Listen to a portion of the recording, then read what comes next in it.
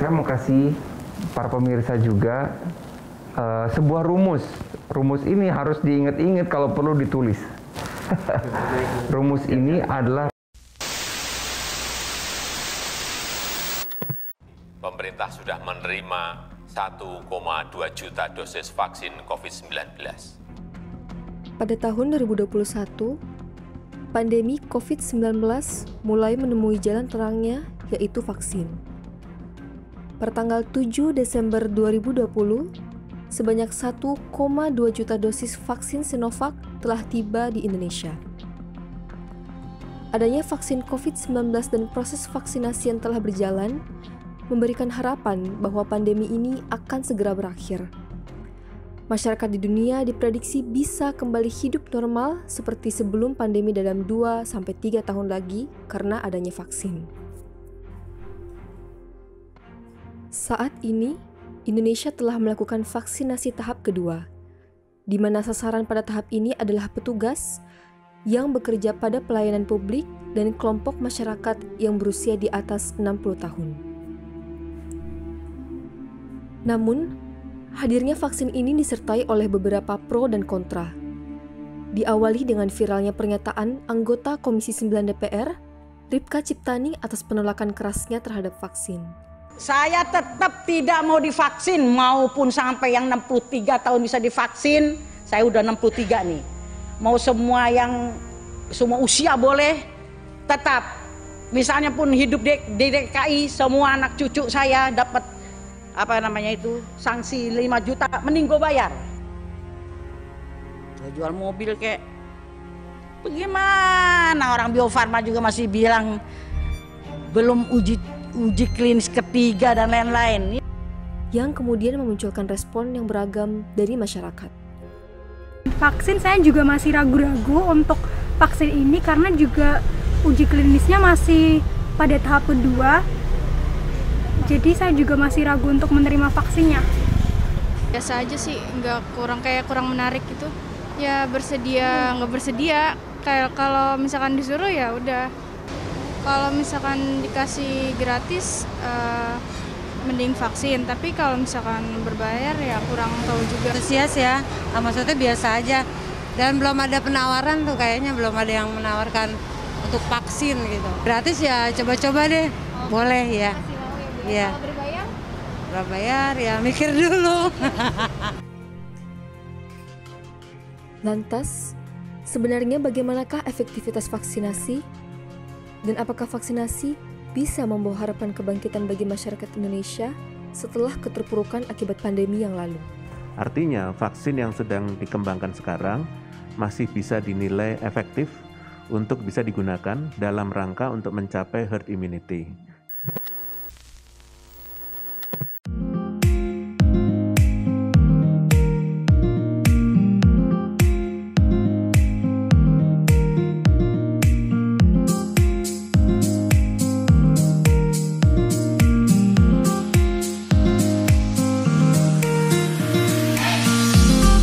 Assalamualaikum warahmatullahi wabarakatuh. Pemirsa dimanapun Anda berada, kembali lagi di dalam acara talk show Love for All TV bersama saya Raswandika Sutman. Tahun 2020 bisa jadi merupakan tahun yang sangat berbeda buat masyarakat sedunia, di mana tahun ini merupakan tahun yang sangat berat karena sejarah mencatat pada tahun 2020 merupakan tahun ditemukannya sebuah virus yang baru. Virus itu bernama SARS-CoV-2 atau COVID-19. Indonesia tidak luput dari dampak pandemi, bahkan bukan hanya di bidang kesehatan saja, tapi seluruh sektor menjadi terdampak karena COVID ini. Seluruh dunia bingung dan kita sama-sama mencari solusi untuk bagaimana bisa menghilangkan virus ini. Hingga akhirnya di tahun 2021 awal, pada tanggal 13 Januari 2021 lalu, Presiden Jokowi resmi menjadi orang yang pertama menerima vaksin COVID Sinovac di Indonesia. Kemunculan vaksin COVID-19 ini tentunya membawa angin harapan bagi masyarakat agar semua bisa kembali pulih dengan normal. Nah, pada episode kali ini, Love for All TV akan mengulas perjalanan pandemi COVID-19 di Indonesia Di tahun 2021 ini vaksin telah hadir. Lalu seperti apakah vaksin COVID-19 itu? Dan bagaimana dengan mitos dan fakta atau mungkin konspirasi yang hadir mengenai vaksin tersebut? Mari kita ulas. Bersama saya, ini telah hadir seorang narasumber yang sudah tidak asing lagi buat kita. Beliau adalah seorang pengabdi kemanusiaan, seorang dokter kepala unit gawat darurat dan hemodialisa. Beliau juga adalah seorang influencer di kalangan anak muda. Dan beliau memiliki followers hingga ratusan ribu. Wah. Beliau juga adalah penulis 3 buku bestseller, yang mana salah satu buku beliau kemarin pada bulan Februari 2021 dibuat menjadi sebuah film. Beliau adalah Dr. Gia Pratama. Assalamualaikum dokter. Waalaikumsalam warahmatullahi Bagaimana wabarakatuh. kabarnya dokter? Sehat dok? Sehat, masih negatif swabnya, walaupun udah berkali-kali. Alhamdulillah, pasti tentunya dokter saking seringnya di swab kayaknya Iya, udah 2 minggu sekali. udah lancar sekali ya hidungnya. Dok, kita mau bincang-bincang boleh nih dok ya? Iya, Mengenai iya. saat ini kan vaksin terutama yang Iya, sudah benar, ditemukan. benar. Nah ini kita mau tanya-tanya mengenai bagaimana sih tanggapan dokter. Nah ini karena masih banyak nih masyarakat yang belum percaya apakah sebenarnya virus COVID ini ada atau tidak ada sih dok? Virus ini ada dan nggak peduli sama orang percaya dia ada atau enggak. Dan virus ini bisa menginfeksi siapapun, suka-suka dia. Bener kan? Jadi virus ini sudah ada bukan hanya di Indonesia tapi di seluruh dunia. Total yang terjangkit sudah lebih dari 100 juta. Saya bandingkan dengan virus lain yang juga menyentuh angka 100 juta yaitu HIV. HIV untuk mencapai angka 100 juta yang terjangkit itu butuh 40 tahun. Wow. Virus ini hanya butuh 1 tahun. Wow. Jadi, apakah lebih berbahaya daripada HIV? Enggak. Tingkat daya bunuhnya itu hanya 5%, 3-5%. HIV 50%. Tapi daya sebarnya yang mengerikan gitu. Itu yang membedakan sama HIV. Jadi virus ini ada. Gimana cara tahunya ada? Kan nggak kelihatan. Memang nggak kelihatan. Virus ini sangat-sangat amat kecil. Ukurannya cuma 100 nanometer. Bisa kan kita melihat dengan mikroskop dok? Nggak bisa. Karena mikroskop cahaya yang biasa dipakai di laboratorium itu hanya bisa cahaya. Sedangkan gelombang cahaya terkecil yang manusia bisa lihat hanya 400 nanometer. Ukuran virus ini diameternya kira-kira 100 nanometer. Jadi nggak mungkin kena. Oleh karena itu nggak mungkin pakai mikroskop cahaya. Pakai apa dong kalau gitu? Pakai mikroskop elektron. Baru kelihatan. Mereka suka digerombol. Dan kalau biar kebayang sekecil apa, Kang Dika tahu nggak kalau celah 1 cm? Kebayang ya? Kebayang 1 cm, kebayang. Kalau 1 mm kebayang? Kebayang. Lebih kecil lagi kan? Kebayang. Nah dari celah 1 mm itu bisa muat 10.000 virus masuk ke dalam situ. Wow. Saking kecilnya virus ini. Makanya bisa menginfeksi banyak orang. Karena bisa airborne juga, lewat udara. Gitu. Berarti artinya virus ini terbang-terbang gitu dok ya? Dalam jangka waktu tertentu dia turun akhirnya. Gitu. Tidak selamanya terbang. Jadi virus ini nggak ada dan nggak peduli kepada orang yang percaya teori konspirasi atau enggak. Gitu. Jadi tidak boleh meremehkan, juga tidak boleh terlalu panik lah gitu. Artinya bahwa virus ini ada. Kemudian dok, saya mau tanya lagi pertanyaan kedua. Kalau kita lihat di berita nasional ya bahwa Indonesia pernah mencatat rekor sekarang, artinya 38,34%. Kalau kita analogikan 4 dari 10 orang di Indonesia ini sekarang sudah terjangkit COVID, sudah kena. Sedangkan kalau data dari WHO itu seharusnya itu kurang dari 5% standarnya dok. Nah, menurut dokter, bagaimana dokter melihat perkembangan kasus COVID di Indonesia? Aku sedikit koreksi, itu angka itu namanya positivity rate. Positivity rate itu bukan dari seluruh Indonesia.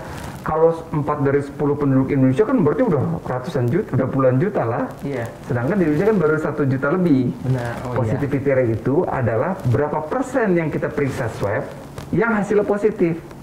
Contoh aku, tiap hari aku swab orang 20. Positivity rate-nya segitu, 30-an%. Dari 20 yang aku swab. Artinya bukan dari keseluruhan penduduk Indonesia. Bukan dari penduduk Indonesia ya, tapi dari seluruh yang kita coba di swab ya, dok. Kok bisa tinggi? Berarti masalahnya ada dua. Bener-bener dahsyat yang infeksinya di Indonesia, atau swabnya kurang.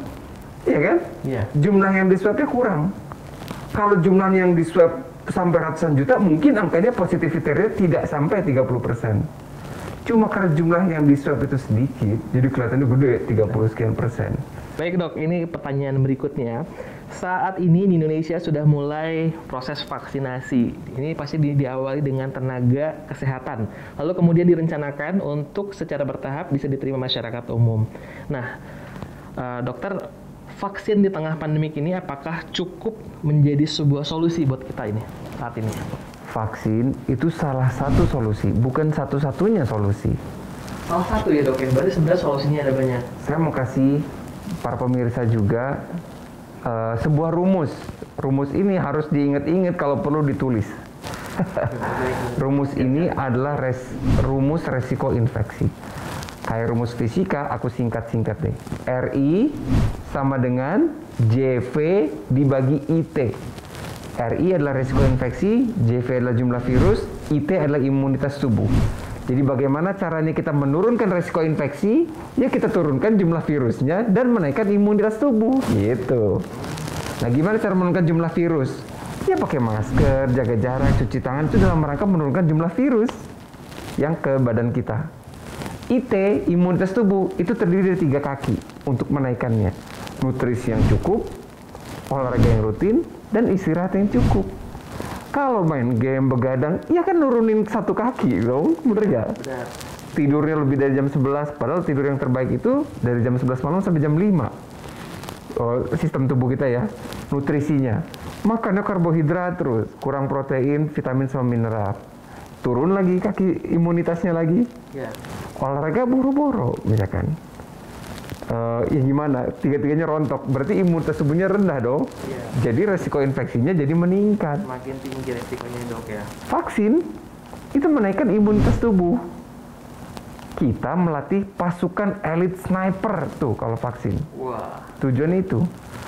Tadinya kita ngelawanin virus ini pakai apa coba? Pakai tank sama granat. Rusak dong. Yeah. Virusnya sedangkan kayak ninja. Virus itu beda sama bakteri. Harus beda banget sama bakteri.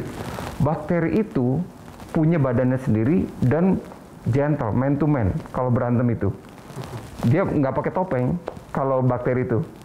Mau ngerebut makanan, kita, sel tubuh kita berantem sama tentara kita gitu.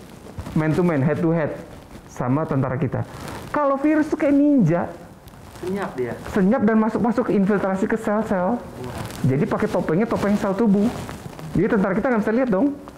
Nah sekarang kalau ngelawanin ninja pakai tank sama granat, apa yang terjadi? Rusak kan semuanya. Satu kampung rusak gitu. Makanya kerusakannya jadi dahsyat. Itulah kita akhirnya masukin vaksin. Dengan vaksin, apakah kita mencegah 100% tidak terinfeksi? Salah. Masih bisa terinfeksi. Tapi kita sudah punya pasukan elit sniper yang bisa nembakin nyampe gitu. Dan nggak akan kena sel-sel sekitarnya, hanya nembak si virus itu.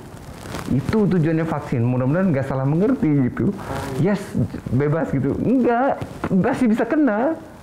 Tapi tidak akan bisa menularkan dan tidak akan berat kondisinya. Tidak akan jatuh ke 5% yang berat tadi gitu. Artinya kalau misalkan kita divaksin, itu adalah untuk salah satu meningkatkan segmen IT tadi, imunitas tubuh tadi.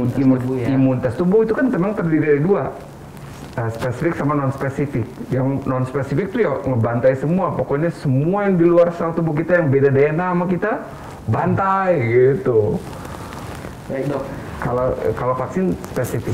Spesifik ya. Baik, berarti kalau misal seandainya ada pilihan divaksin atau tidak usah divaksin, karena kan maksudnya kita punya beberapa alternatif untuk bikin kita badannya sehat. Badannya sehat itu meningkatkan imunitas tubuh yang non-spesifik. Kalau kamu tidak divaksin, kamu hanya punya pasukan granat sama pasukan tank.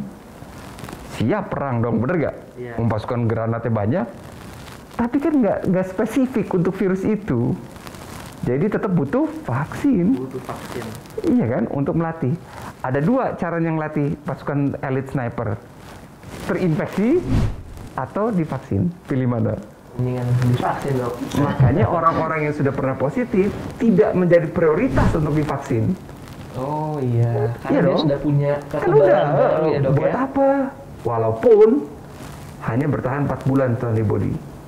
Baik. Dari seluruh penelitian 4 bulan hilang, 4 bulan hilang. Makanya kalau udah di atas 4 bulan boleh divaksin, walaupun sudah positif. Gitu. Baik, pertanyaan berikutnya dok, ini ada yang bilang bahwa vaksin ini ada syarat dan ketentuan, artinya ada batasan usia kah mengenai siapa yang boleh divaksin ini? Betul, jadi gini, kita ini keterbatasannya gara-gara jumlah vaksinnya terbatas. Kita di Indonesia cuma dapat 30 juta vaksinnya. Penduduk Indonesia ada berapa? 200 juta ya dok ya? 270 juta, kita targetnya kan herd immunity itu 60-70%. Ratusan juta kita butuh. Iya. Vaksin cuma 30 juta. Kan masih berantem, ini masalah keadilan sosial lagi nanti kan? Iya. Pasti pengen diduluin semua kan? Iya. Akhirnya pemerintah netapin prioritas namanya. Oh. Aku udah lihat ininya pemerintah, rundown-nya pemerintah tuh udah kelihatan siapa yang rencana ke depan itu. Siapa dapat duluan gitu. Pertama tenaga kesehatan 1,5 juta, terus tentara sama PNS ya yang melayani masyarakat. Tempat pusat-pusat ekonomi kayak pasar-pasar Tanah Abang kemarin tuh. Lansia dulu yang paling rentan, baru yang lain gitu. Baik. Nah ini dok pertanyaan berikutnya. Kalau tadi dokter bilang sudah tahu perencanaan pemerintah, nah ini kira-kira kapan sih seluruh masyarakat bisa mendapatkan vaksin ini dan bagaimana caranya kita biar bisa dapat? Apakah kita perlu registrasi dulu atau pendaftaran atau seperti apa dok? Saya harapkan sih semuanya dapat, tapi kan kondisinya tidak mungkin. Mereka juga sendiri harus produksi terus kan, dan itu rebutan seluruh negara. Kita bukan rebutan antar kita doang, kita rebutan semua negara. Oleh karena itu kita lagi mencoba bikin sendiri. Dan nanti vaksin merah putih, namanya disebutkan vaksin merah putih, kemungkinan besar tidak akan diimpor. Hanya untuk kita aja gitu. Baik. Tapi butuh proses. Saya sendiri itu mantau Pfizer, Moderna, Sinovac itu dari sejak fase 1. Jadi seluruh vaksin itu kan melewati 3 fase kan, fase 1, fase 2, fase 3. Aku pantau terus tuh. Soalnya DBD nggak ada vaksinnya, gagal. HIV nggak ada vaksinnya. Kok ini ada virus, baru kok bisa berhasil vaksinnya gitu. Iya. Karena memang seluruh dunia bersatu, fokus sama virus ini gitu. Makanya dengan segala sumber daya yang terjadi, berhasil. Dan itu susah banget karena ini virus RNA. Aduh, setengah mati susahnya. Jadi saya bisa bilang vaksin virus COVID ini adalah salah satu karya terbesar umat manusia. Susah bikinnya, susah, tapi berhasil. Nah, biar pemirsa tahu, saya kasih analogi deh. Vaksin itu seperti corona kehilangan corona. Pusing pasti kan. Corona itu adalah bahasa Latin. Corona itu bahasa Latin. Bahasa Inggrisnya itu crown. Kalau bahasa Jepangnya corolla. Ya, beda lagi. Beda lagi. Mahkota, bahasa Inggris itu mahkota. Crown. Si mahkotanya itulah yang bisa nusuk sel kita, bisa masukin RNA-nya ke dalam sel. Vaksin ini adalah virus corona tanpa corona. Wow, rumit ya. Jadi kayak motong-motongin mahkotanya virus itu. Jadi disuntikin itu kondisinya bisa nggak menginfeksi kita? Nggak bisa. Kan kayak balon aja, membal gitu, gitu. Nah itu di copy sama tentara kita, wah kayak gini nih kelemahannya, oke gini, dicatat sedemikian begini bentuknya. Nanti kalau datang yang asli, babat abis, karena udah hafal. Gitu, ada memory cell namanya, dia nyatet semua itu. Susah kan? Susah. Virusnya kecil. Iya. Sekarang coba kamu motongin mahkotanya. Susah banget. Gitu loh, susah. Tapi berhasil gitu. Kira-kira dokter ada gambaran nggak sih kira-kira kapan? Apakah 2022 semuanya sudah selesai? Apakah 2023? Aku nggak tahu, target pemerintah sendiri dari Kemenkes pengennya sih 17 Agustus itu sekalian mendeklarasikan kemerdekaan kita terhadap pandemi ini. Berarti Gitu 2021 targetnya. ini targetnya dok ya? Dikejar ya? Tapi apakah mungkin? Aku sendiri udah suntikin vaksin tuh sehari 50 ada kali. Wow. Tapi kan kecepatannya segitu, susah ditambah lagi kan. Even 100.000 atau 200.000 per hari suntik aja seluruh Indonesia ya. Coba butuh waktu berapa? Iya kan? Benar. Ini kan kita ngomongin 170 juta kalau yang 60% ya. 60% ya. 180 lah juta. Coba dibagi berapa? Gitu. Kalau 1 juta sehari aja kan butuh 180 hari. Mungkin nggak 1 juta sehari. Susah di gunung-gunung. Benar. Gitu loh maksud aku. Wah. Ini menarik nih dok. Jadi sabar aja, pasti dapat. Pasti dapat ya, Sabar ya. Karena kalau masuk ke prioritas tadi ya. Gitu.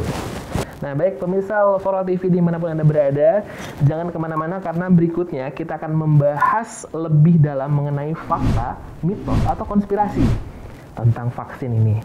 Stay tune terus di Love for All TV, jangan kemana-mana. Sampai jumpa. Toh virus corona bukan cuma di lambung kan? Kan nyerangi ke pernapasan. Masa kita masukin minyak kayu putih ke paru-paru, keselak dong. Iya kan? Kita lihat artikel yang menyatakan bahwa di dalam vaksin COVID itu ada microchip. Nah, apakah benar atau tidak nih? Atau sekedar konspirasi?